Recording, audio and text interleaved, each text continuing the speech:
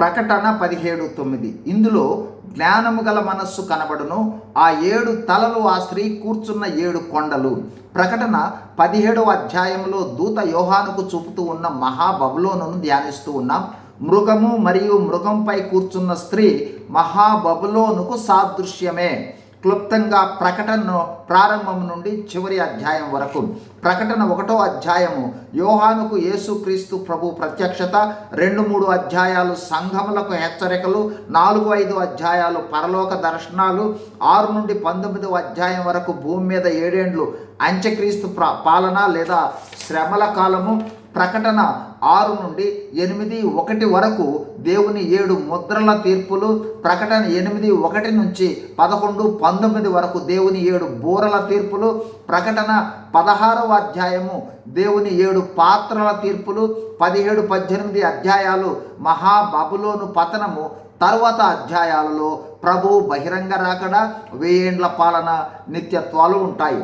ప్రస్తుతము 17వ అధ్యాయంలో యోహానుకు దూత దేవదూషణ నామములతో నిండుకొని 7 తలలను 10 కొమ్ములను గల ఎర్రని క్రూర మృగం మీద ఒక స్త్రీని మరో విధంగా మహావేశ్యను చూపుతున్నాడు. క్రూర మృగము మహాబబులోను రాజకీయ ఆర్థిక వ్యవస్థల సాదృశ్యమైతే స్త్రీ మహాబబులోను అనైతిక మత వ్యవస్థకు సాదృశ్యము. ప్రస్తుతము ఈ క్రూర మృగాన్ని ధ్యానిస్తూ ఉన్నాం. ఈ మృగము గతములో ఉంది, ఇప్పుడు లేదు, భవిష్యత్తులో అగాధ జలములలో నుండి పైకి వచ్చి నాశనమునకు పోవుటకు సిద్ధంగా ఉందని దూత యోహానుకు తెలిపాడు. ప్రస్తుతము 17:9 వచనం. ఈ వచనంలోని ఇందులో జ్ఞానము గల మనస్సు కనబడును అనే వాక్యము కాలములను గ్రహించుటకును సాదృశ్యంగా చెప్పబడిన మృగములోని ఆధ్యాత్మిక విషయాలు గ్రహించుటకును విశ్వాసికి జ్ఞానము గల మనస్సు అవసరము అని తెలియజేయటం జరుగుతుంది. 2 స్త్రీ కూర్చున్న మృగము యొక్క 7 తలలు 7 కొండలు లేదా 7 పర్వతాలు అని దూత తెలియజేస్తుంది.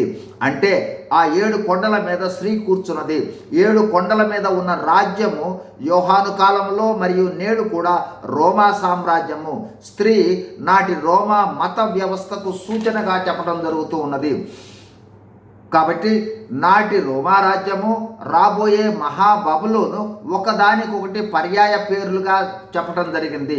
మనము గమనించవలసినది రాబోవు అవినీతిమయమైన మహాబబులోను మత వ్యవస్థకు ఈ స్త్రీ సూచనగా ఉందని చెప్పడం జరుగుతుంది. God is in you, God is with you, God bless you. Thank you.